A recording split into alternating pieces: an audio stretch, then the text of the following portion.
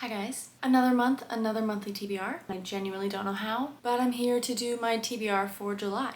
At this point, I'm sure y'all know the drill. I'm here with my TBR jar, which has a bunch of little prompts written down inside to help me pick out what books to read in July. And we've got my TBR cart in front of me. Obviously, the top shelf is full of wrapped up books, which I am slowly making my way through, and I will probably pull a couple of these for the TBR. And I have a separate thing of prompts to help me pick those ones. And if you know me, you know this is not all of my TBR. I definitely have well over 100 books that I own and haven't read yet, so this is just, let's call it the priority TBR. So probably most of my books will come from here, but there's definitely a lot of other ones behind me or scattered all throughout. So let's just go ahead and get started. I think I'm only going to pick out 5 or maybe 6. Last month I picked out 7 and it was just too many. And I have at least one reading vlog for July that I'm very excited for, but I know it's going to take me some time. So I don't want to set myself up for failure, so I'm going to aim for 5.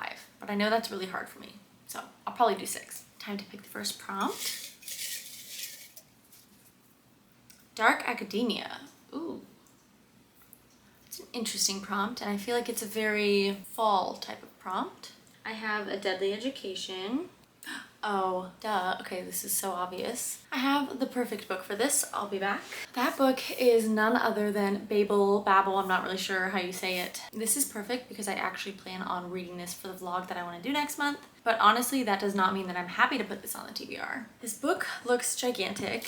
I've had this book for, I feel like, forever, but I don't really know too much about it. I just know that it's about people who are studying translation at, I think, Oxford. It's a historical fantasy, and I honestly don't know how much fantasy there really is, or if it's mostly just a historical fiction. But I know it's obviously dark academia. I think there's secret societies, that sort of thing. I could be making all of that up. I don't really know. But as far as I know, that's Babel, and this is going to be book 1 on the TBR. We are off to an interesting start. Let's pick one of the wrapped up books next. This jar is honestly pretty pathetic. It's got like 6 things in it, and they are not very fun, so it's kind of hard to come up with a way to randomly pick these without doing the random number generator. So let's just see what I get. Paperback. Okay, so I just have to feel for something that's paperback. Oh my gosh, wait. There's a book that I was really wanting to read. Wait, no, there's so many books I wanted to read. Okay, I don't know, but my friend Mick has raved about the Beartown series, and I know that I have it in here somewhere. And it's a mass market paperback, so it's really short, so it probably is this one if I had to guess. Yeah, this is definitely Beartown. I know 100% that this is Beartown. But it also seems like a very wintry book. I think it's about a small town where everything revolves around like an ice hockey team, and the picture is very snowy. So maybe this isn't the best pick for the summer. I fear it's not. But I really want to read it because she loves it. I think I'm gonna put it back. I'll save this one for when it's the winter. So now I'll just be picking blind, which is totally fine with me. I do know that I have 2 Ali Hazelwood books in here, Love Theoretically and Bride, and I feel like out of everything that's in here, even though I don't remember half of them, I would love to read Love Theoretically. So I'm just putting that out into the universe. If I happen to get Love Theoretically, that'd be pretty nice. Okay, is this a paperback? For some reason, number 23, this one is calling to me. It's not really short. I feel like it's just an average size. Hopefully it's just a cute little romance. Something good for the summer. Let's see. You're kidding! Oh my god, I did this. How did I do that? Haters are gonna say it's fake.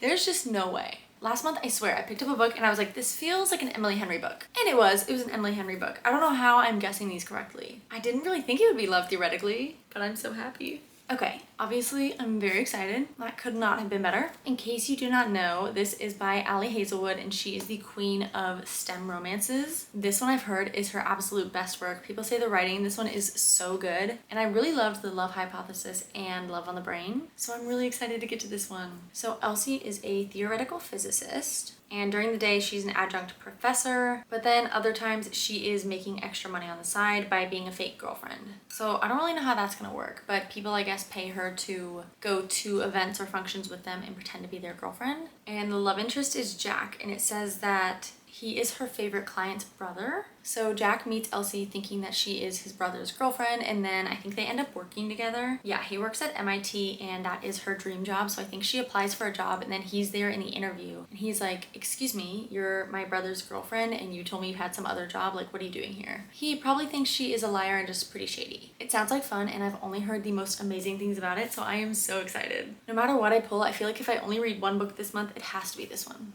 Prompt number 3. This is long.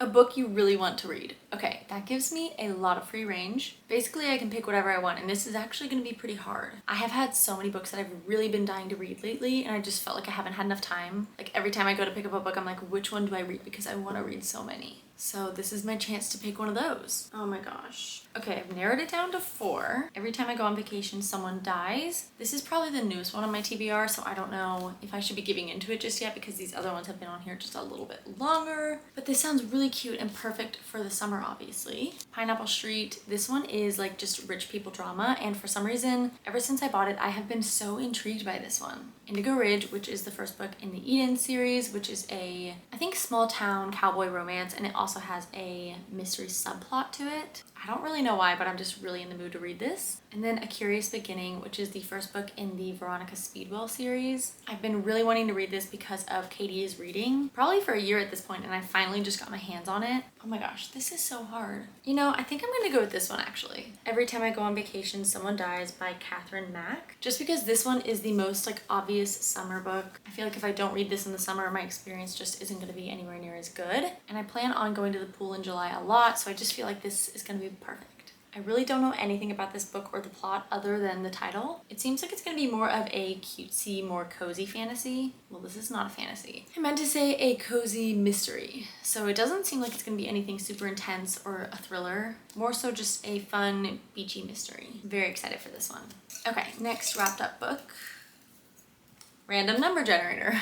Actually, I'm just going to ask Siri. I have books ranging from 4 to 30 with obviously a lot of gaps in between, so I'm just gonna keep going until I get one. Give me a number between 4 and 30. She said 28.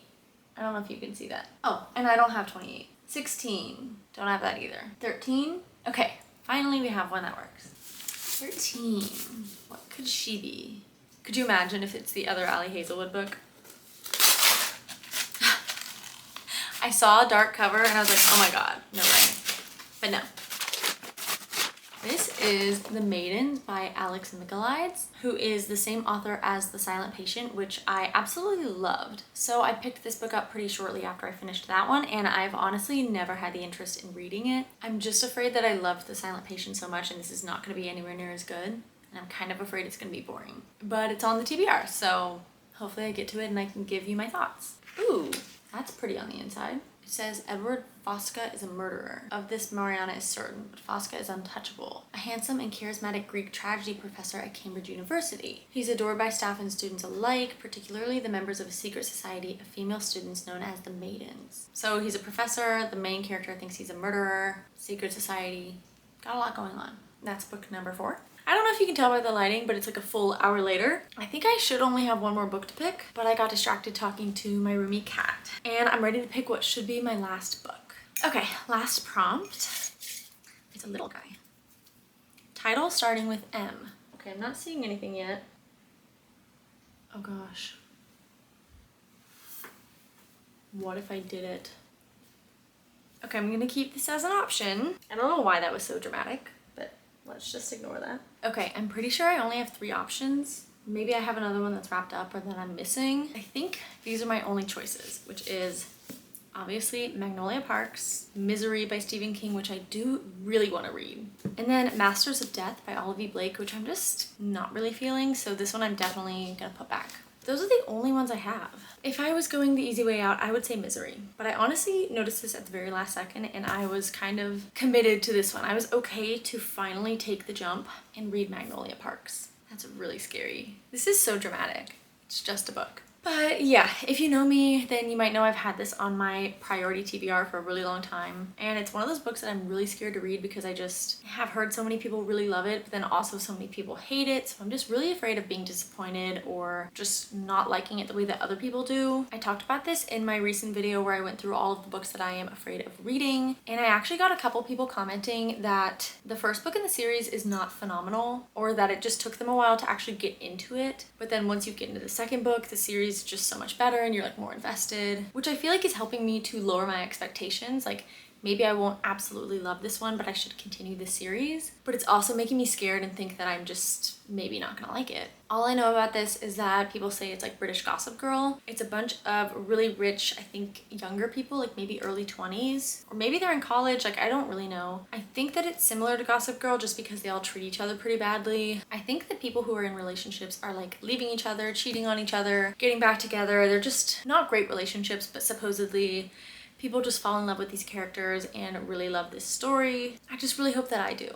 I love Gossip Girl, and like Chuck Bass is one of my favorite characters in that, and he's objectively a horrible person. On paper, Chuck and Blair are not a great couple, yet I love them in the show. So I'm really hoping that I can get the same energy from this and that I can still get really invested. And I don't know if I should be rooting for the characters necessarily, but I just want to like them, even though I know going in that they're not going to be good people. I'm actually pretty scared, but this is going to be book number 5. Okay, so these are the 5 books that are going to be on my July TBR. I feel like we have an interesting mix here with not a whole lot of variety, but that's okay. Let me run through them really quickly. First one is Babel by R.F. Kuang.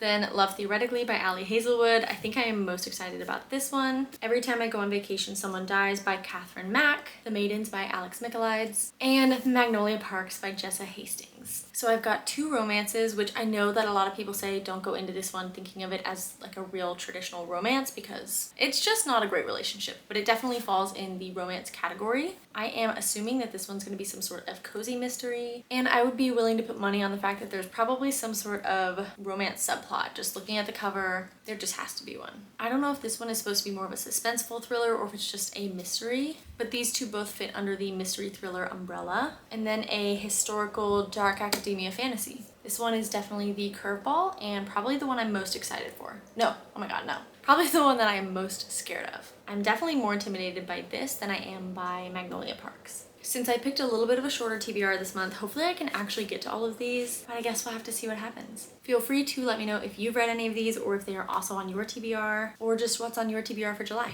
That's everything for this video. I am gonna go make a last-ditch effort to get through my June TBR, so I'm gonna go get on that. Thanks so much for watching. I hope you enjoyed, and I'll see you in the next one. Bye!